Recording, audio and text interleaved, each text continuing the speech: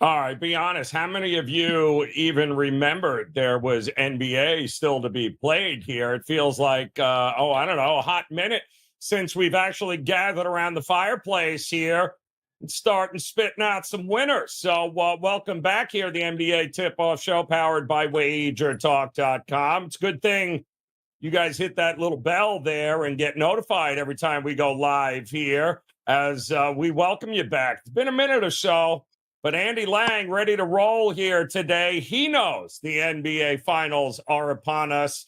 And apparently so does the market, Andy, because that over money is just pouring in right now as we were wondering what in the hell was going to take so long for this as the number kept rising, 6, 6.5. We even saw 7s at one point during the week. And all the while, that total just hovered right around 214.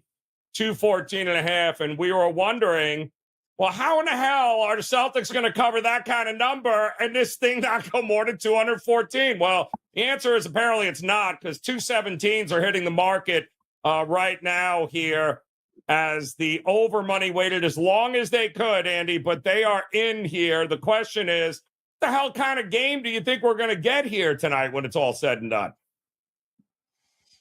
Well, if you ask Boston fans, Boston's going to win in 3. That's correct. Yes. Your standard Boston Celtics fan.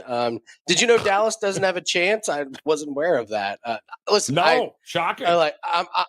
You're going to give me 6.5 points in every game with Dallas. Yep. I'm taking Dallas.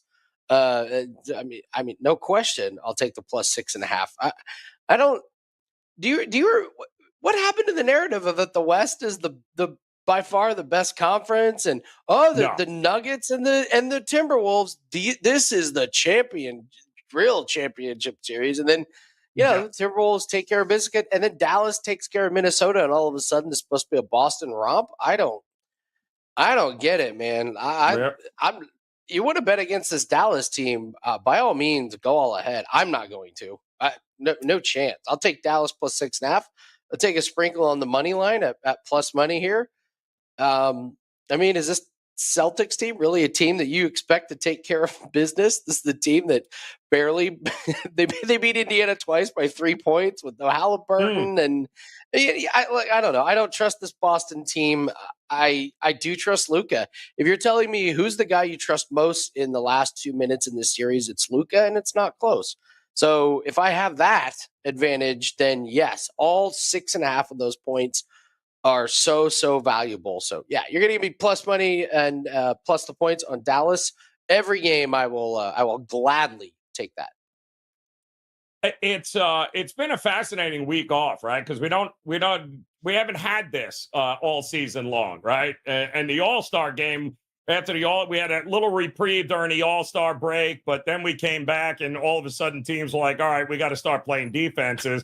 And all of a sudden the unders started pouring in after that, you remember. But it's been a little while, so we've all had an idea here on who we're going to look at what. I think it's fascinating because the market clearly has Boston backers, not just for the finals, but the market has clearly been behind Boston the entire season long. Boston was pegged, Andy, to your point, as the best team out of the East. They were always going to win no matter what. The market has absolutely always seen the love for them. Dallas, however, Dallas was not, a big market love throughout the season. It did as the playoffs went on, and there's a lot more fair weather, and I think it's fair to say this, right? A lot more fair weather fall out of bed Dallas fans right now who are backing them than as opposed to the diehards that the Celtics have. I do think there's going to be a lot of flip-flopping in the market in this game, Andy, meaning I do think if you're going to see the Celtics win tonight and cover this number, the amount of people jumping off of Dallas and backing Boston in game 2 is going to be over the top, and vice versa, because I do think if Dallas wins tonight, the market, the diehard Celtics backers, Andy, are going to double down on everything they have in game 2. So I think it's going to be really crazy to watch how this goes. I mean, short of a sweep by Boston, I do think the market, the swings, the valleys and the peaks here, there's going to be a lot of money if this thing goes 6 or 7 games that you can do just fading a lot of what the market thinks is going to happen here. Yeah, I listen, all fans do it, but Boston Celtics fans, the overreaction. If they win tonight, it's just like, oh, we're going to sweep. If they lose tonight, the sky is falling. Yes. But if they lose tonight, Joe, it is going to be a dark, dark day in Boston. Yes. Yeah, you're right. Listen, this is true of probably most of these sports, especially these series ones. And you did mention like the casual Dallas Mavericks fan. This is a Dallas team that like they tank to get lively. They make that Kyrie trade that nobody in there, nobody really thought that was a good one. Right. And so they've done a lot of things that, you would say, well, why would you have this diehard, following? Like Kyrie was not likable when they made that trade for him. Tanking at the end of the season. Luka complaining to the refs every single time up and down the court is not likable. So there are some things that are just not too likable about this. But from a betting perspective, this team has been amazing in the regular season. Yep. So, if you're looking at the Dallas team, you kind of got to get away from what your thoughts are about, personally about the team and just look at the fact that Kyrie looks completely reinvented, like on and off the court. Luka is healthy. I mean, this break, I really think talking about Porzingis being healthier, I think this break helped Luka more than anybody. Yep. He's got to be as close to his 100% as he has been in this playoff. And then they get the big breaks in between games 1, 2, and 3. Again, I think most people would say, well, it helps Porzingis. I think it helps Luka a lot more. I mean, how many minutes is he going to play? You can play him as many minutes as you want. This isn't like an every other night type of thing. Whereas Porzingis, the calf, you got to be a little bit careful with it. I just love the value on Dallas in here. I've already locked in the Dallas plus 2.5 games in with a parlay. I think that is a fantastic parlay piece. All I need is Dallas to win 2 games. And if they get one here in games 1 or 2, then I'm loving this bet because surely they can get one at home. And I just don't trust the Celtics team to lay down the hammer and sweep or win in 5 games. Yeah, I think this is, from a series perspective here, and a big shout out to the chat room. Big Daddy in the house, ready to go. John Obigon Fish and Finley back here. We're going to have to update that name there, John. We appreciate you stopping back in. Everyone wants to know if Kelsey ran out of wine. That's a great question. Eric D in the house. Michael in shorts over here. Raider 33 asking about Al Horford props. We'll get to those here. Catch you slipping back in the saddle and grind at all times. Doing a little day drinking over on Instagram. And as always, we appreciate you guys coming by. Don't forget, give us that thumbs up there. We'd much appreciate it here. We got a few things we want to go over before we dive into the game here tonight, specifically with the props. The first thing is, and you mentioned it, Andy, the series. There can be an argument to be made here. And listen, is Boston the better team? Absolutely. I don't think anybody is going to or can argue that, for that matter. I think Boston is the better team. They're deeper. They have more talent across the board. They should win this series. But show me a list of past non-champions, Andy, that should have won the NBA championship and instead shit the bed. Let's go. The Celtics are on that list already here, guys. So just because they should win doesn't mean they will. I don't think it's a sweep. Can we start with that, Andy? I don't think it's a 4-game sweep. No chance. Right? There's no way it's a sweep either way. Boston hands you a game in every series. They hand you one. Sweep. Here you go. Correct. Here's a game. We're not going to play defense. Tatum's going to go 1 of 10 3-pointers. We're going to get stagnant in the fourth quarter. So chalk up 1 to Boston. Just gift wrapping. Here you go. Your Amazon package is on the doorstep. Thank you very much. So no, there's no chance to sweep. And don't we at least get the Doncic 43-point game in the series where Quite a few of he them. goes 12? Yeah. So Yep. I don't see how this is a domination by any stretch. And I'm sorry I cut you off there. No, but the reality is, I think if you look at some of these series prices right now, if you think Boston handles business and gets it done, right, I'm pretty sure Boston in 5, Boston in 6, Boston in 7, all at pretty decent money, Andy, that you could probably back all three and come away with money. If you're convinced that Boston is winning this series, then getting Boston down in 5 rather, Boston in 5, 6, and 7, all at reasonable prices here for them to be able to get it done. I mean, I'm seeing 5-1 plus 475, plus let's see, plus 800.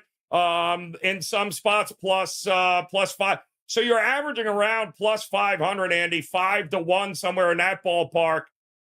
If you're convinced and you think it ain't going to happen in a sweep, well, then you can make money just by betting the Celtics in 5. And if you want to hedge out, I'm sure you can do that at some point, backing Dallas as an underdog, because they will be an underdog, Andy, even depending on what happens in these first 2 games. Even when they go home, they're not going to be the kind of favorite that Boston is and what Boston will continue to be throughout this series. So from a series point, if you like Boston, you got a lot of different ways to be able to give yourself an opportunity to make money without sweating a whole lot.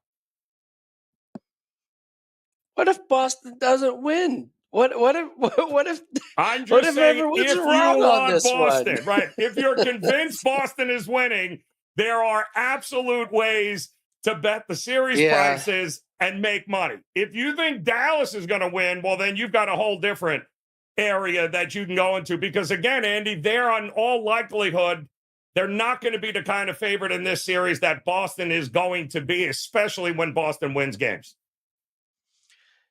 Yeah, and I mentioned about the spread or earlier. There's something I believe it's every series Boston's won at least one game by 15 points. It feels like every series they do give a game away, but then there's also one series where they just go crazy and there's nothing you can do to stop them from the outside. So I see that minus 15 is like 3 plus 350.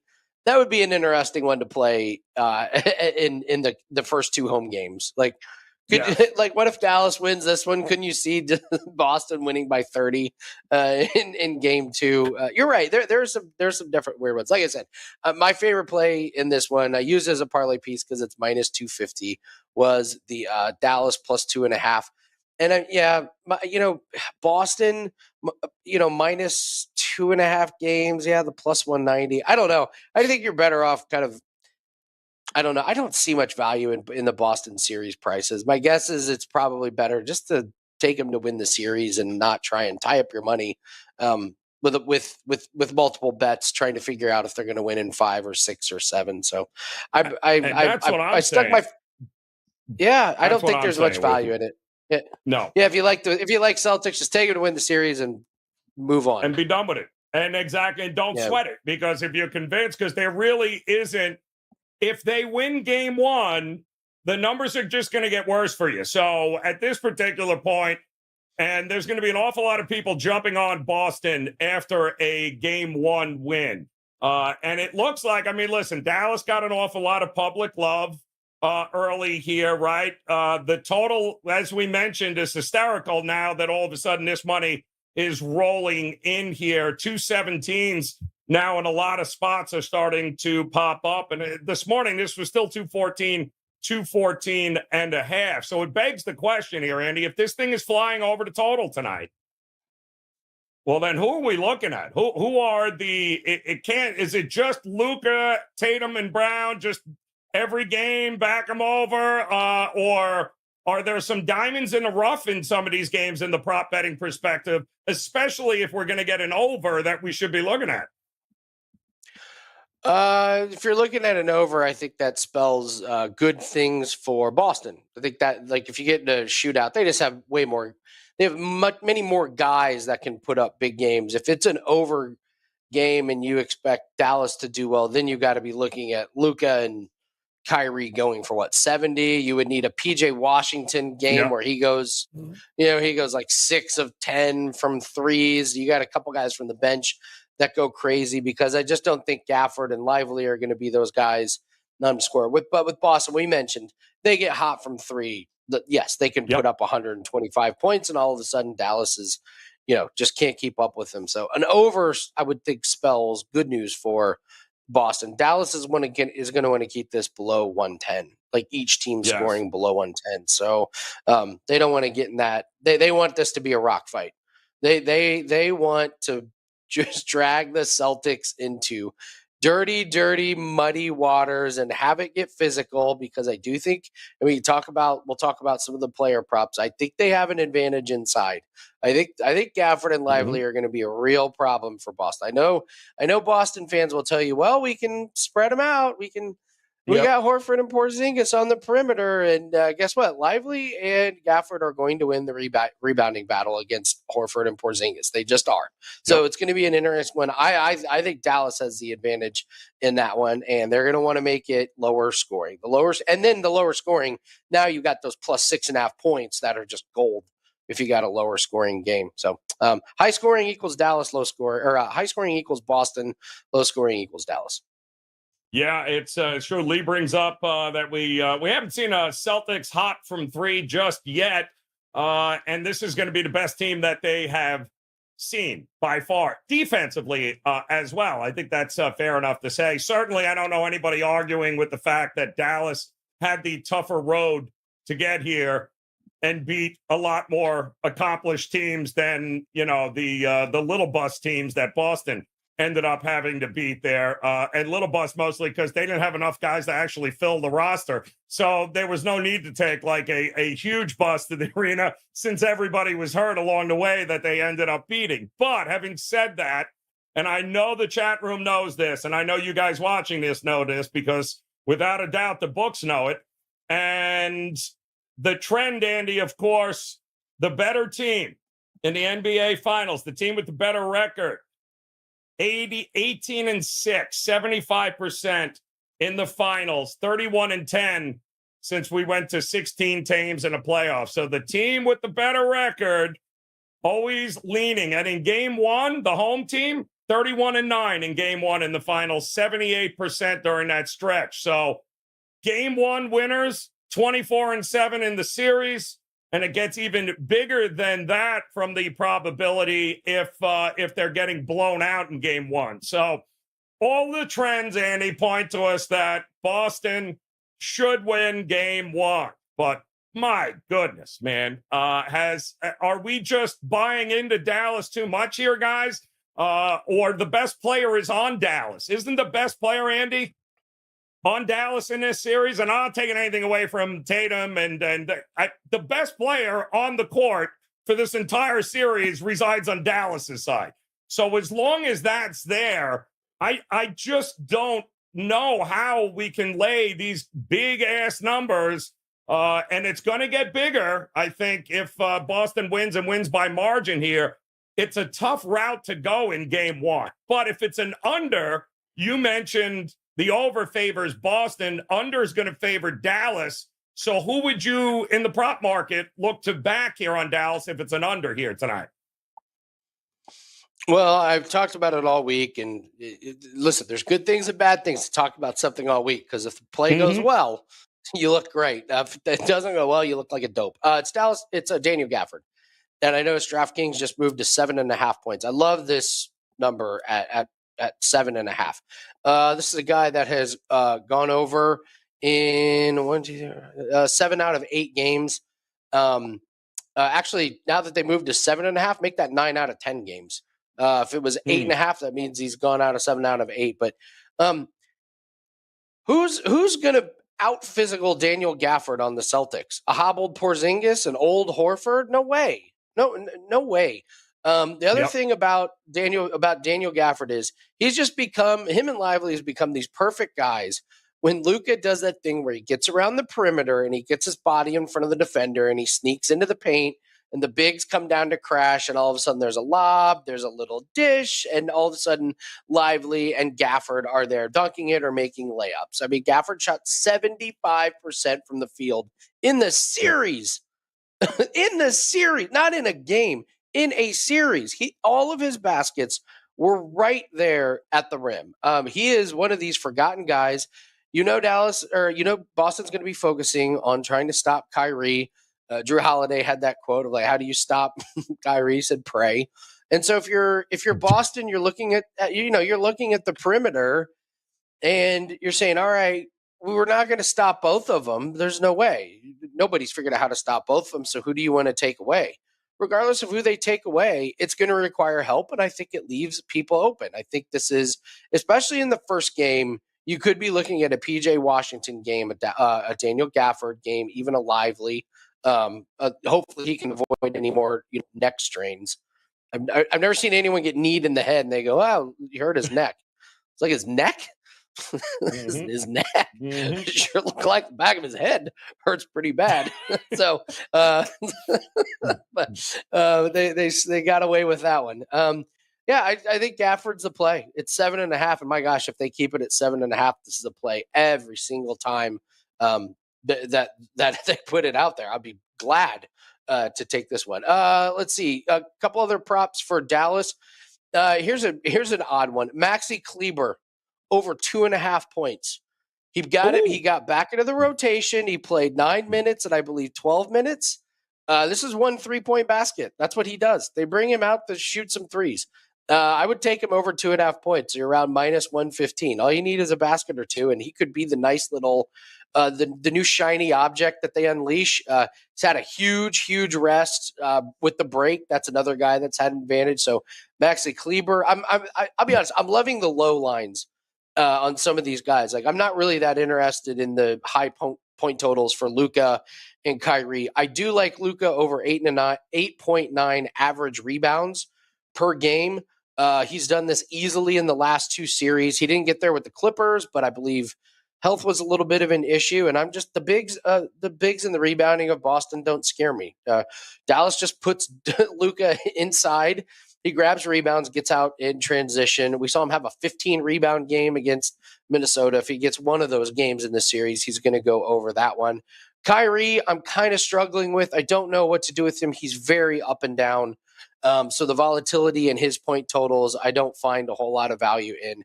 Jaden Hardy, 4.5 points. This guy has been a sneaky little, come off the bench, give us 12 minutes of unexpected energy and fire, and they barely used him to start the playoffs. But look what he's done in the last 4 games: 7 points, 13 points, 7 points, and 8 points. Right now they've got his total at 4.5 points, and this is plus 115. So if they bring him in just for 10 minutes, give us a few shots, a couple free throws here or there, he could easily go over this one. So for Dallas, I really like the series prop on Luka over his average rebounds.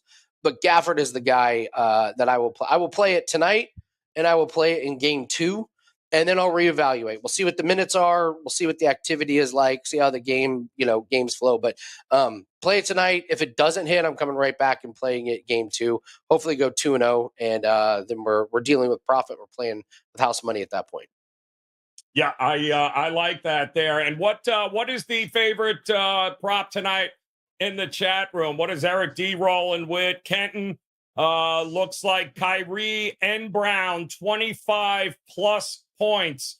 That's boosted to plus 350 here. Is there a world, Andy, that we can see both Kyrie and Jaylen Brown getting 25 or more points? That's a pretty decent boost at plus 350 here, given Kyrie is what? Both of them are hovering around 23.5 right now. I believe their points props are hovering around 23.5 at -110. So if you can get an extra bucket out of both at plus 350, not a bad look. Yeah, it's just Kyrie is so up and down. I mean, you just like against Oklahoma City, we know he had 2 9-point games and a couple, he had two 22-point games, and then he goes to Minnesota way up at 30, then down at 20, then way up at 33, then down at 16, then way up at 36. Obviously, it's a different team. But when I'm looking at props, I want consistency. I don't want this big volatility. I don't have to try and guess night in and night out. So Kyrie is just a stay away. Keeping my life simple, Joe. Keeping my life simple. Yeah. I don't need any Kyrie Irving bets in my life. Yeah, well, it seems like the market is 100% convinced everywhere that I look. And this actually was down to 22.5 earlier today. It looks like it's starting to creep back up. But the market is convinced Kyrie is not going to have a productive series. That it's somehow or another Kyrie is going to be, shit out of luck here. I'd be very cautious in looking that way at this point. I'm not making any determination on Kyrie because he's the one with the rings, remember here, guys. So I'd hold off on sticking a fork in Kyrie early on. Let's see how this ultimately plays out. But you had mentioned him, and I don't know in the chat room if you guys had been looking at Derek Lively, but I do like his over PRA here tonight, which I think is right around 16.5 here. He's going to average 25 to 27 minutes, right? That's what he was anyway after even he came back. You had mentioned it. When it was a neck issue, he still was able to come back out and handle his business. He should absolutely be able to get 16.5 points, rebounds, and assists in this game. And mostly because, don't forget, the 2 times that they played during the regular season, Andy, he was, I think, a perfect 10 for 10 combined in both games. So they've already seen him. He has seen them. I think he's a much more dynamic player now than when they played them. And I think he brings a level at 16.5 for the rebounds, points, and assists. He's going to get the minutes. He's going to have an opportunity to fly over this one, Andy. Yeah, 100%. I bet his rebounds and assists over one game in the last series. I'll let you guess which game that was. That was the neck sprain game. They would have been better off just saying he hurt his hamstring. Like, man, God, his hamstring's killing it. That's why he's holding the back of his head. Lively's been great. Like I said, Gafford and Lively, I could easily see them both hitting these. We know Porzingis and Horford like to shoot threes. It's no guarantee they're going to make all of them. Have you seen seen what the props are on Porzingis made threes and Horford made threes? Not that many, but if Gafford and Lively cause real problems inside, that is a nightmare for Boston. That's not something they can fix. That's another thing with the size of Lively and Gafford and the athleticism. If they're out muscling Horford and Porzingis, who's hobbling around, Boston can try and make adjustments, but I think that's a tough one for them. And don't give me that Cornette's going to come off the bench. Maybe, stop it. Maybe, but most likely you're not going to see a lot of Pritchard. You're not going to see a lot of Cornette. You're not going to see a lot of that. As long as Luka is on the court, he will hunt them down, and whatever lead Boston may have will be diminished. That's exactly what Dallas does. We'll look for those mismatches. So I thought you nailed it here with Porzingis. Seeing a lot of love for Porzingis in the marketplace. Everyone's running to bet his over threes prop. He's his points prop. Like, whoa. First of all, what's the line on the amount of quarters he plays before he gets hurt again? Maybe that's the prop we should look at, Andy. 3 quarters, 2.5 quarters. I mean, come on.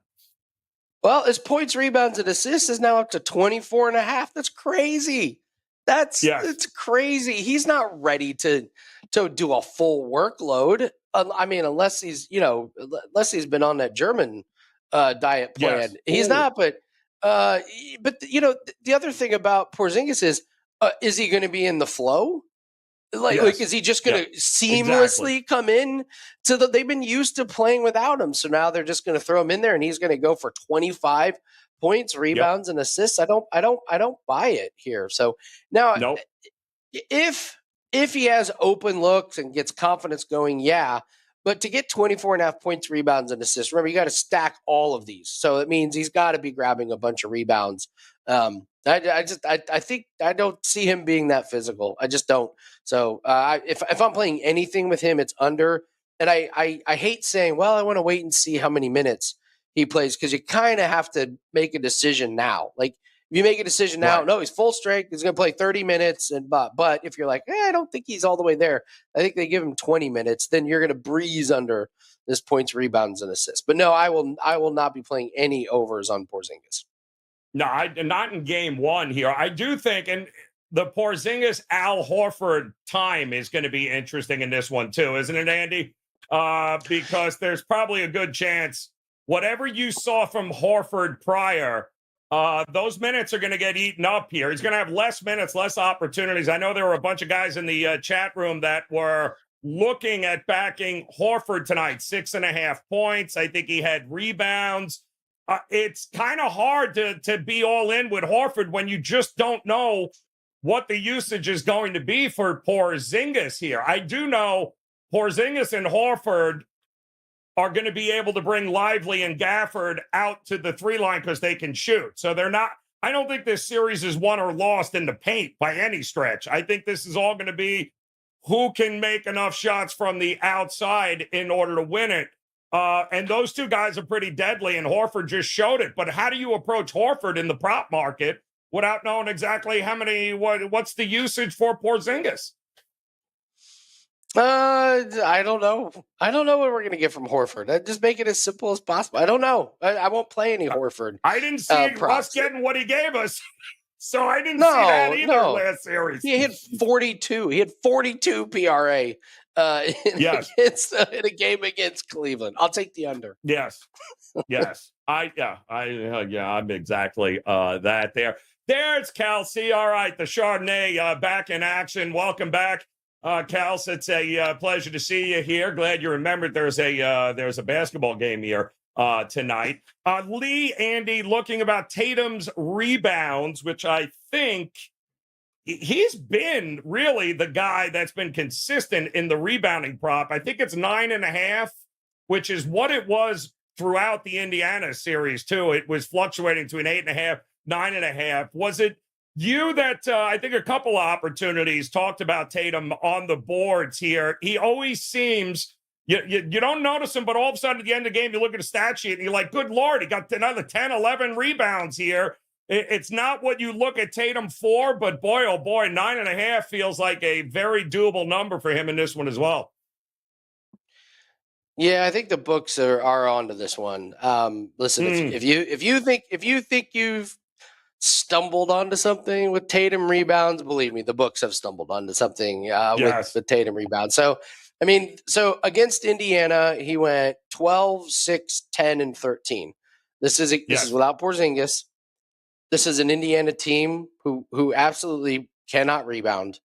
And now you're going up against a Dallas team who is way better at rebounding. If you're going to play something with this, I would add his assist to it, and I would look at his rebounds plus assists at 15.5. I like him to be a little bit of a distributor in this one. He had 8 assists in the last 2 games of Indiana, and if you believe in Jaylen Brown, I think Tatum hits him with some assists. I don't like the rebounds because I think the books have just kind of sniffed this one out and they've kind of sucked all the value out of it. So and to your point, Eric, if you're looking at rebounds, it's interesting that it's 9.5 rebounds for tonight.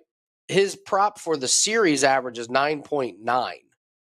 So they are making him get 10 rebounds every single night. And that is going up against Lively. That's going up against Gafford. That's with Porzingis in the lineup. I think it's, don't forget, Drew Holiday had a lot of rebounds against Indiana. So I don't think the value's there on Tatum. I think there are better spots. Yeah, I did. Well, like you said, it was better early in the playoffs here, but he was a machine. It was crazy how you'd look at the end of the game and be like, oh, look at how many boards did Tatum get here? There are some guys that are arguing back and forth about who the leading scorer is going to be tonight. A lot of guys seem to like Jaylen Brown, who has had the more consistent playoffs, Andy. Is that fair? I guess he's been a little bit more consistent. When Tatum has his night, Tatum is Tatum. But a lot more, it seems a lot of guys in the chat room much more comfortable backing Brown in game one. And I get it, right? Leader in points should be more consistent. Why not? Jaylen Brown, but much to the point before with how do you trust Kyrie? How do you trust which one between those two guys is going to have the better night between Brown and Tatum? You don't. That's why you don't play this one. Or if you do, that's why you just don't play these. Like, okay, is it Tatum? Is it Brown? Is this like highest point score for the game? Why can't it be Luka? Mm-hmm. What if Kyrie goes with his 40-point night? So there's four guys realistically that could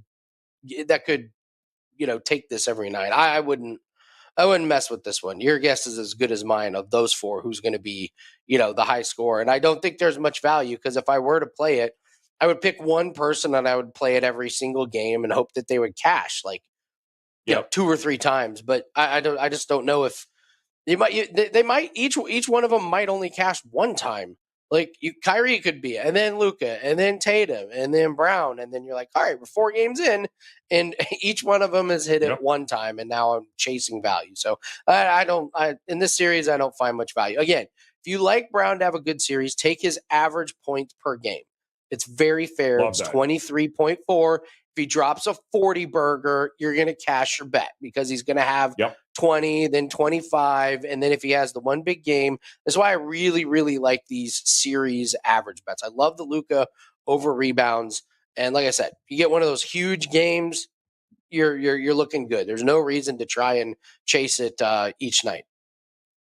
I love that. That's great advice there, Andy. Jesse Shule in the house. What is going on? Jesse says, do not sleep on Lively and his assists. The books have not adjusted for his assists, and what he has been doing gets way more than the book gives him credit for. So I don't know, Andy, if we know what that number is on Lively, but our good friend Jesse Shule is all over Lively and his assist prop here tonight, up and over here. Danny wants to know who he should parlay the Yankees with, and the answer is the Twins. You should absolutely just parlay with the Twins, and you can't go wrong, Danny. You're going to be good to go there. Yes, baseball parlays. Yes, build your bankroll with baseball parlays. No, people can't build their baseball bankrolls with money lines, let alone parlays. Listen, if you can make a living off of figuring out 2 baseball teams every day to win, you let me know. You let me know. Especially the Yankees at this point. Whew. All right, so we do want to point out as well. Listen, we weren't sure many of you would have remembered there was a basketball game here tonight, but the one thing we have always going to be able to count on is S. Warrior showing up at 4:50 Eastern time going, what I miss? What's going on here in the house? What's up? What do I do? What's happening, people? S. Warrior, you are a thing of beauty. Set the clock to it, my man. Again, only about 35, 40 minutes late here. So we appreciate you as always. Catch you slipping in the house. Thinks the Red Sox or White Sox. How about bourbon? Much better. Just drink away instead of betting on either of those two teams. That would be fantastic here also. We did get some questions, Andy, on Derek White. He seems to be the forgotten one in this series here. I saw a lot of love for his over 2.5 made threes, which I think was -130, -135 here. He is certainly a guy that is going to get his opportunities. I don't think usage is a problem. He's going to get some. The question is he going to make enough of them here? I also saw 4 threes, if you want to go crazy, at pretty good plus money too. But how much do we trust Derek White here in game 1? Especially given the fact all the attention Brown and Tatum are going to get, right? This is one, if you're going to play it, you're going to have to play it every single game. But I just don't think it's a winning proposition. This play went 2-2 against Indiana. I believe it went 3-2 against Cleveland. He's kind of up and down. I don't find much value in it. If you play it tonight and it hits, I would say you're done with the prop. Walk away with your units tonight. If he doesn't hit it, then maybe come back to it in game 2. But it's not a prop I'm really that interested in. I don't find much value in it when he's a combined, 5 and 4 especially when Right. you're paying minus 125. That comes out to exactly equal. Yes, you are Mm. better off. You are better off buying the cheapest bottle of bourbon at your local store and Yes. enjoying Yes. enjoying that. Yes. Don't hurt. Please don't go overboard. It's just a game one. I will say though, there are the money keeps coming in on the over, and I get it, Andy, because the one thing that I noticed looking and leading up to this game, and by the way, we have some news on the referees that the NBA has associated with the finals is fantastic too. This crew they have put together is absolutely unbelievable. The top 12 officials from the NBA, the top 12, I'd love to know how they rate and get the list of names we're about to throw out to you. But it's worth keeping an eye on because we all know how some of these guys operate. But Andy, there are no two better teams at volume of threes in a game than Dallas and Boston. So I was wondering why it took so long for the total to get some steam. It's finally coming. But when you look at the pure volume of these two teams from outside, if they're hitting, Andy, I mean, my goodness, this thing could go flying over. And I'm not buying, by the way, Andy. There's rust. I don't want to hear rust. There is no rust. All right. How many times has Boston had a game one after sitting on their ass for like a week because they blew out the team? We've already seen them go off. Game one and rust at this point in the season means nothing. I think the defenses don't truly become a factor until game three, right? When you get back to Dallas, maybe we'll have seen enough to be able to adjust. But until then, I think it's bombs away here, Andy. I think the points are coming. I like the points early. I'm not buying the rust factor. I am buying threes, and let's have some fun early and often here. Dallas played the tougher defensive team, right? And that would have been Minnesota. And look what happened there. They didn't have any problem dropping 50, 60 points in the first half. I don't see Boston having a problem letting it rip here. I think 110 and a half was the first half total. I just don't. I'm not buying we're going to get a 50-47 game in the first half, Andy. I think the points are coming out and they are flying. Get ready for some fun because if the threes are falling, this is going to be a whole lot of fun to watch as it goes down. But neither of these two teams, they could care less if they actually made a bucket inside the paint. Man, I don't know if I totally agree with that. I think Luka's game getting inside the perimeter has been pretty solid. It's opened up some really good looks inside. I think it keeps the defense honest. Boston, for sure. They if they are hitting shots inside, it's because they run that just terrible ISO ball where it's, Tatum takes his turn of holding the ball for 22 seconds outside and then drives a basket and, tries to get a fall away shot with 1 second on the clock, or Brown tries to take it to the hole, or Derek White tries to take it to the hole. So Boston's so much better when they move the ball around and they do shoot threes. So I'll tell you this, if Boston is depending on the inside shot, yeah, they're in trouble. That's not good. They're yeah, you don't want to see them. But I think Dallas, they can hit 3-pointers. You've got Luka, you've got PJ Washington.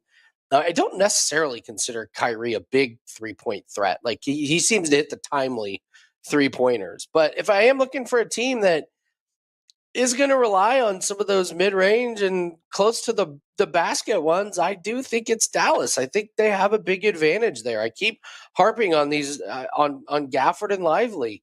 Like, would it surprise you if those guys combined for, I don't know, 25 points? It wouldn't surprise me tonight.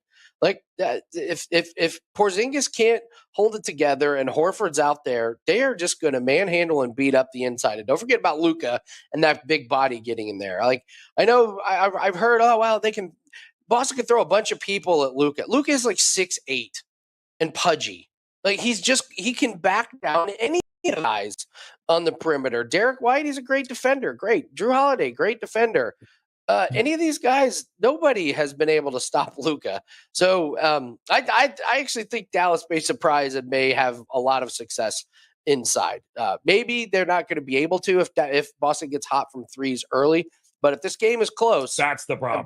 And Boston gets into that jacking up threes and, some of that. Then and Dallas offense is flowing and Luka's getting inside. It's big advantage Dallas, in my opinion. These two teams are the leaders in the fewest amount of twos per game.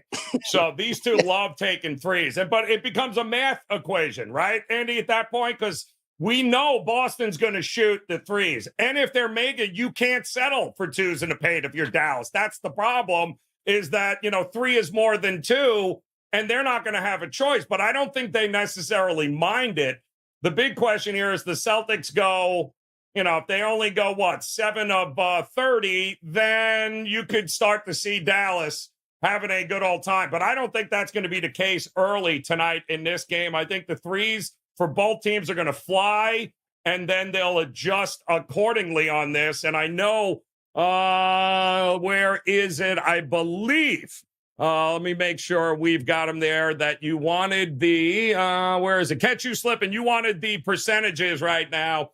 I am seeing ticket-wise, Dallas with about 65 to 68% of the tickets, with about the same amount of on the spread as the money as well. So it's about a 60-40 split right now, Dallas and Boston. Ton of money coming in on the over. I think it's clear that the public wants the points with Dallas. And the reason this thing hasn't shot up to 7.5 is because there is obviously respected money in the marketplace here that is not allowing this to get up there. But it hasn't stopped the total from flying over. And I think Andy explained it perfectly there. If the threes, and it doesn't have to be with the amount of volume that they take, it doesn't have to be crazy. Make 35, 36% of your threes, and we're flying over anything that's listed at less than 220 right now. The refs, Andy, I don't know how the NBA came up with this list, but it is maybe the most, the who's who in NBA. We got Tony Brothers, James Capers, Mark Davis, Scott Foster, John Gobble, Guthrie's in here. I mean, you have you got a little something for everything, Andy, depending on what the NBA wants the direction of each one of these games to go. Oh my goodness. By the way, James Capers, 10-4 is what the home teams are in the finals when Caper is on the court as the ref. And by the way, the Mavs, 4-0 straight up with James Capers this season. The Celtics, 3-0 with James Capers as the ref this season. So something is going to have to give here. But you'll know the direction this series wants to go, I think, as soon as you get Scott Foster listed as the lead ref. And you're going to know whether or not they're trying to drag this thing out here and get it going. And by the way, the Celtics, 8-0 straight up, 7-1 against the number this year with Scott Foster as the ref. So Scott Foster, believe it or not, has been very pro-Celtics, or at least that's how it turned out. So that is going to be interesting here. You know who Scott Foster didn't like as a player, Andy? Jason Kidd. Yeah, Kidd was just atrocious. He did not like Jason Kidd. Funny. And it's going to be interesting to see, does Scott Foster still hold a grudge? Each one of these refs is very unique in the spot, so know who the refs are for each of these games as well, Andy. What do you have locked, loaded, and ready to roll here heading into tonight? Well, there's no reason to get my basketball plays. You guys already know where I stand on that. I do encourage everyone to go get my UFC best bet. We're on a 13-5 run in the UFC, and I've went ahead and attached a cross-sport parlay to that starts this weekend. So you can grab that over at WagerTalk.com. Like I said, 13-5 in UFC, and we have a PFL Europe event. We may have a play in that. We will definitely be the only ones in the industry betting on official plays in PFL Europe, but those events are so good to make money. And PFL has been just a bread and butter sport for us. So You don't need to go get my basketball plays, but definitely go get that UFC best bet. We were 2-0 last week, and along with the UFC play, you get a cross-sport parlay. And you know what? Dan has been so good in lacrosse this season that he's got a couple of best bets, and I'm going to go ahead and attach those to the package as well. So you're going to get a couple of lacrosse plays, you'll get UFC best bet, and you'll get a cross-sport parlay. Go ahead and grab that over Andy Lang at wagertalk.com, wt.buzz/AL.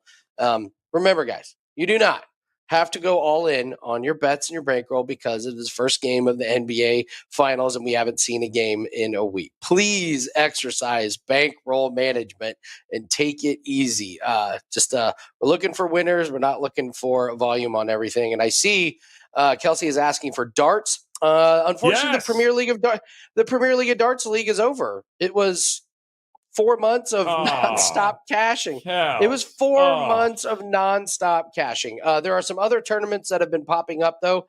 That league was such a home run for them. They're going to do more of them, and we got to wait. But the World Championship of Darts is in December, and that is a full month of nonstop darts plays. And those are great because you've got like local qualifier guys playing like the best in the world. It would be like if S. Warrior had to play like Djokovic, like it's like in a tennis like 3-setter best of 2 wins. So it's so bettable. It's so good. I also have a theory about S. Warrior. I think he has been lying to us the whole time. I think he works for the FBI and he is cut off from the world. He's cut off from the world and he gets off work at exactly 4:40. And then he walks out of the building. He turns on because every time I do this NBA show at 4:53, there he is. He's like, under. Yeah. It's like, where were you? You know what happens? Yeah, that ankle bracelet releases, I think, at like 4:30, and then he's finally able to leave the house there. So way to go, S. Warrior. Fantastic. By the way, guys, Zach Zarba is your ref here tonight, and he is known as Mr. Over.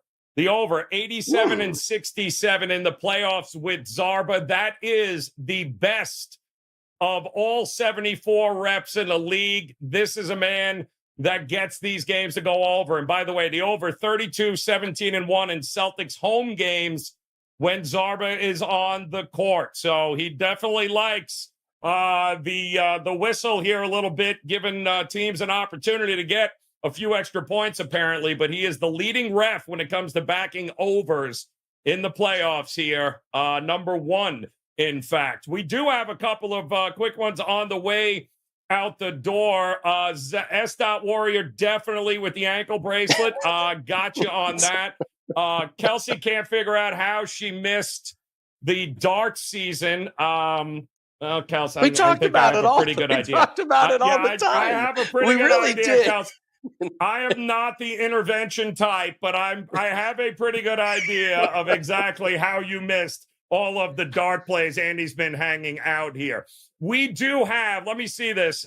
Brett Price in YouTube Shorts wants to know, do you guys like Washington, Lively, White, and Holiday, all 10 or more points? Washington, Lively, White, Holiday. No, that's too many. That's too many guys. Somebody's not getting 10 in that one. Yeah, one of them's going 1 of 7 from the. I don't know which one it is, and that's the problem. I like Holiday. He's been as consistent as it gets. Screw Boston. How do you get Drew Holiday to fall in your lap? Are you kidding me? Oh. Still bitter about that. Here you go. Nope. So no, it's not him. He's been he even got over his point total when he was sick. It's not him. Washington can be feast or famine because of the 3-pointers. Like, is he hot or cold? A guy could have 20 or he could have 6 points. Lively, always due for a neck strain. Always got those neck strain things. Yeah, 4 players to have 10 points is just a little too many. Narrow it down to 3. Your odds are a little bit better, but honestly, I would just put Drew Holiday with someone. Drew Holiday, the odds are probably pretty good for him to get 10 points, and then put him with somebody else to have 10 points. Well, don't forget, right? Because those two guys, White and Holiday, their entire job this series, Andy, is going to be shutting down Kyrie. I mean, listen, Boston wins this series by letting Luka be Luka. They don't win this series if they can't control Luka and Kyrie. So they got to take one of those guys out, and they certainly aren't taking out Luka. So I do think Derek White, who, by the way, has owned Kyrie in his career. Have you seen those numbers, Andy? He is like the anti-Kyrie. When he is on the court, I don't think Kyrie's beaten him.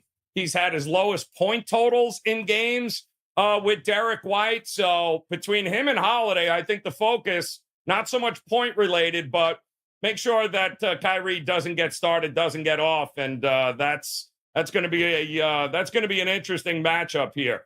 You ain't stopping Luka, but you better stop Kyrie, because if the two of them get rolling, Andy, it's going to be rough there. Thurman Hill, appreciate it, going with the Padres under, the Braves under, White Sox over, Guardians over, and Mariners under, along with the Twins tomorrow, the Yankees on Saturday. That's a hell of a outstanding parlay on that one there. Let us know how that works out tomorrow, please. Theo Green, Jalen over 23.5 points. Kyrie over 4 assists. Luka over 9 rebounds. And Horford over 1.5 assists there, Theo. Individually, I love him. Put them together, not so much there. But didn't you say Luka in the series for the rebounding prop, Andy?